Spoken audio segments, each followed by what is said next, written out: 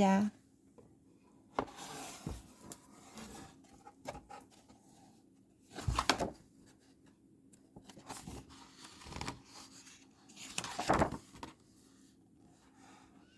따뜻한 남쪽, 아득히 먼 나라에 어느 임금님이 살고 있었습니다.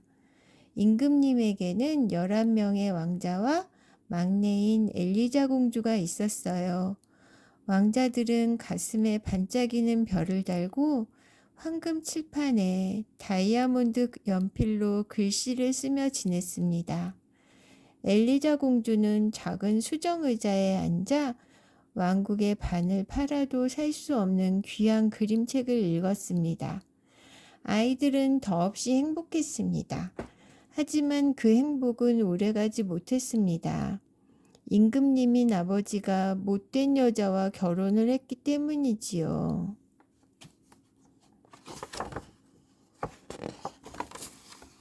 새 왕비는 아이들을 조금도 사랑하지 않았습니다. 성대한 결혼식이 열리던 날 아이들은 맛있는 과자를 기대했지만 왕비는 찻잔에 모래만 잔뜩 담아 주었을 정도니까요. 어느 날 왕비는 왕자들에게 마법을 걸었습니다. 울지도 못하는 검은 새가 되어 날아가 버려라. 그러나 왕비의 바람대로 왕자들이 흉측한 새로 변한 것은 아니었습니다. 왕자들은 금빛 왕관을 쓴 11마리의 새하얀 백조가 되어 멀리 멀리 구름 속으로 사라져 버렸습니다. 왕비는 이제 엘리자를 쫓아낼 궁리를 했습니다. 엘리자가 잠든 사이 왕비는 엘리자의 얼굴에 호두기름을 문질러 새까맣게 만들고 부드러운 머리카락도 마구 헝클어 놓았습니다. 그러자 아무도 엘리자를 알아볼 수 없게 되었지요. 임금님조차도 엘리자를 알아보지 못하고 궁전에서 내쫓았습니다. 엘리자는 밭을 지나고 늪을 건너 커다란 숲에 이르렀습니다. 하지만 이제 어디로 가야 할지 막막하기만 했습니다. 엘리자는 어디론가 사라져버린 오빠들을 떠올리며 슬프게 울었습니다.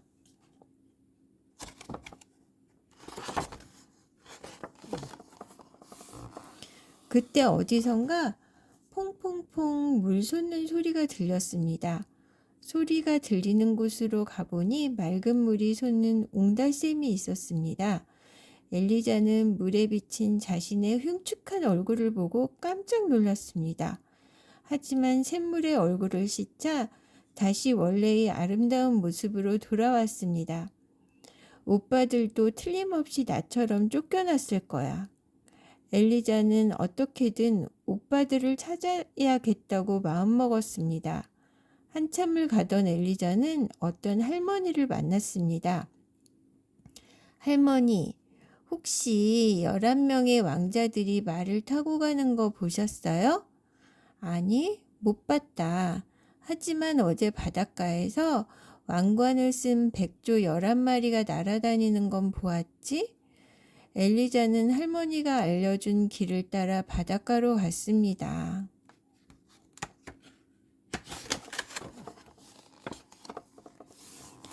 엘리자는 저 멀리서 왕관을 쓴 백조들이 무트로 날아오는 것을 보았습니다. 해가 사라지고 어둠이 몰려오자 백조들의 몸에서 날개가 사라지더니 늠름한 왕자의 모습을 한 오빠들이 나타났습니다. 엘리자는 달려가 오빠들의 품에 뛰어들었습니다. 오빠들은 새 왕비가 자기들에게 얼마나 몹쓸 짓을 했는지 이야기했습니다. 우린 해가 떠 있는 동안에는 백조가 되어 날아다니고 해가 지면 다시 사람의 모습으로 돌아온단다. 우린 바다 건너에 사는데 내일이면 다시 돌아가야 해. 엘리자는 오빠들과 헤어지기 싫어 자기도 꼭 데리고 가 달라고 부탁했습니다. 그날 밤 엘리자와 오빠들은 밤새도록 나뭇가지들을 엮어 튼튼한 그물을 짰습니다. 다음날 해가 뜨자 오빠들은 바로 백조로 변했습니다. 백조들은 엘리자를 태운 그물을 부리로 물고 하늘 높이 날아올랐습니다. 햇빛이 엘리자를 비출 때면 엘리자가 눈이 부실까봐 날개로 커다란 그림자를 드리워 주었습니다. 백조들은 쉬지 않고 날갯짓을 했지만 엘리자를 데리고 가느라 다른 때보다 늦어졌습니다. 어느새 날씨가 사나워지고 날도 저물기 시작했습니다. 엘리자는 바다 한가운데에서 오빠들이 사람으로 돌아올까봐 걱정이 되어 견딜 수가 없었습니다. 해가 바다 밑으로 반쯤 숨어버렸을 때 멀리 육지가 보였습니다. 오빠들, 조금만 더 힘을 내요. 엘리자가 소리쳤습니다. 백조들은 더욱더 세차게 날갯짓을 했습니다. 백조들이 육지에 발을 딛는 순간 해는 바다 밑으로 완전히 사라져 버렸습니다. 엘리자는 오빠들과 함께 산속 동굴에서 살게 되었습니다. 어느 날 밤 엘리자의 꿈속에 요정이 나타나 말했습니다. 동굴 주위에는 쐐기풀이 자라고 있단다. 교회 무덤가에서도 자라지. 이 쐐기풀을 뜯어 맨발로 하나하나 짓이기면 튼튼한 실이 만들어질 거야. 그 실로 우돛 11벌을 짜서 백조들의 몸을 덮어주면 마법이 풀린단다. 하지만 일을 시작하는 순간부터 끝날 때까지 절대로 말을 해선 안 돼. 내가 말을 한마디라도 하면 오빠들은 죽게 될 거야. 절대로 잊지 마. 엘리자는 잠에서 깨어나자마자 쐐기풀을 꺾기 시작했습니다. 쐐기풀은 억세고 날카로워 손에 금세 커다란 물집이 생겼습니다. 하지만 엘리자는 오빠들을 구할 수 있다는 희망으로 꾹 참았습니다. 해가 지자 오빠들이 돌아왔습니다. 오빠들은 엘리자가 말을 한마디도 하지 않자 무척 놀랐습니다. 그러나 바닥에 널려있는 쐐기풀과 부어오른 엘리자의 손을 보고 자신들을 위해 엘리자가 무언가 하고 있다는 걸 깨달았습니다. 오빠들은 가슴이 아파 눈물을 주르륵 흘렸습니다. 엘리자는 밤이나 낮이나 동굴 속에서 쐐기풀 옷을 짜는 데에만 몰두했습니다. 하루라도 빨리 사랑하는 오빠들을 구하고 싶은 마음이 간절했습니다. 그렇게 한 벌 한 벌 오빠들을 위한 쐐기풀 옷이 완성되어 갔습니다.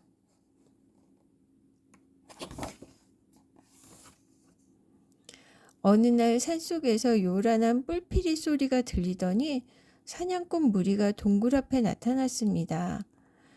사냥꾼 무리의 맨 앞에 서 있던 사람은 이 나라의 왕이었습니다. 왕은 엘리자의 아름다운 모습을 보고 한눈에 반하고 말았습니다. 아름다운 아가씨, 당신은 이런 곳에 어울리지 않아요.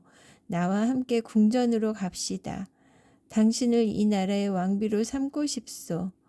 엘리자는 왕을 따라가기 싫었지만 아무 말도 할 수 없었습니다. 왕은 엘리자를 말에 태우고 궁전으로 데리고 갔습니다.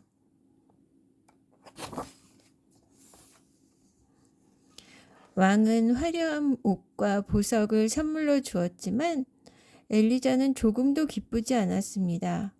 오로지 오빠들을 위한 쐐기풀 옷을 완성해야 된다는 생각뿐이었으니까요. 엘리자를 기쁘게 해주기 위해 왕은 엘리자가 살던 동굴에서 쐐기풀 다발과 완성된 쐐기풀 옷을 가져다 주었습니다. 비로소 엘리자의 입가에 미소가 감돌았습니다. 왕은 곧바로 성대한 결혼식을 올리고 엘리자를 왕비로 맞아들였습니다. 엘리자는 날이 갈수록 자신을 위해 무엇이든 해주는 왕이 좋아졌습니다. 하지만 말을 해서는 안 되기 때문에 왕에게 속마음을 털어놓지 못했습니다. 얼마 후 엘리자가 7번째 옷을 짜려는데 그만 실이 다 떨어져 버렸습니다. 그때 무덤가에 쐐기풀이 있다는 요정의 말이 떠올랐습니다. 마녀가 산다는 무덤가에 가는 것은 무서웠지만 오빠들을 위해 용기를 냈습니다. 한밤중 엘리자는 살짝 궁전을 빠져나갔습니다. 그런데 한 신하가 이 모습을 보고 엘리자를 몰래 뒤따라갔습니다. 엘리자가 무덤가로 가는 것을 본 신하는 엘리자를 마녀라고 생각했습니다. 다음날 아침 신하는 자기가 본 것을 모두 왕에게 일러 바쳤습니다. 왕은 아름다운 엘리자가 마녀라는 것을 믿을 수가 없었습니다.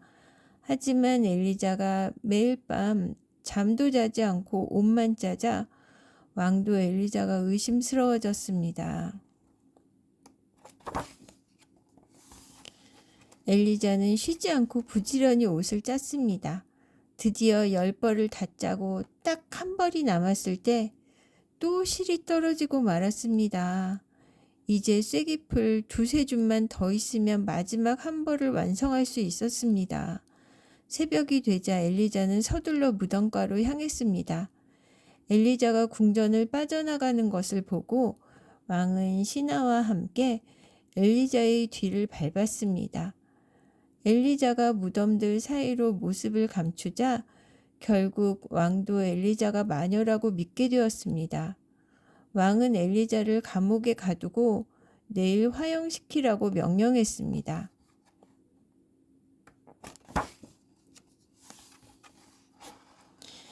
엘리자는 축축하고 어두운 감옥에 갇히고 말았습니다. 바닥에는 쐐기풀 다발과 쐐기풀 옷이 널려 있었습니다. 내일이면 화형장으로 끌려가 죽을지도 모르지만 지금 당장은 계속해서 옷을 짤 수 있다는 것이 너무 기뻤습니다. 해질 무렵 감옥 창밖에서 백조들의 날갯짓 소리가 들렸습니다. 내다보니 백조들이 눈물을 흘리며 감옥 주위를 맴돌고 있었습니다. 오빠들, 이제 한 벌만 짜면 끝이 나요. 조금만 기다려주세요. 엘리자는 마음속으로 이야기하며 부지런히 손을 놀려 옷을 짰습니다. 다음날 날이 밝자 엘리자는 수레에 실려 화형장으로 끌려갔습니다. 화형장으로 가는 길에도 엘리자는 쉬지 않고 옷을 짰습니다.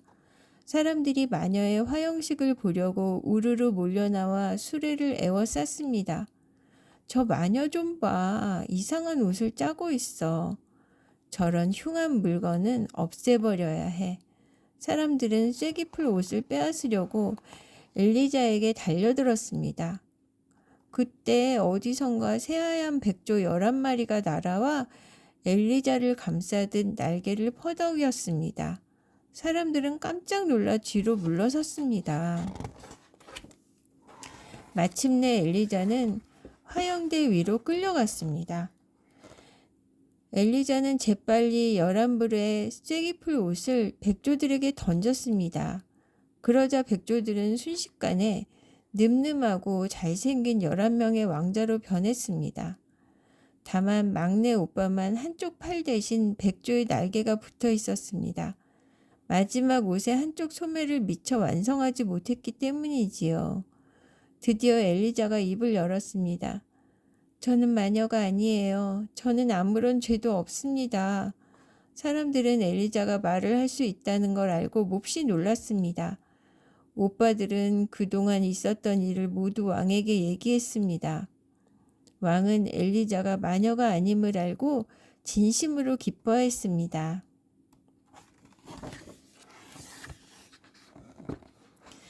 왕과 엘리자가 앞장서고 11명의 늠름한 왕자들이 뒤따르는 성대한 행렬이 궁전을 향해 길게 이어졌습니다.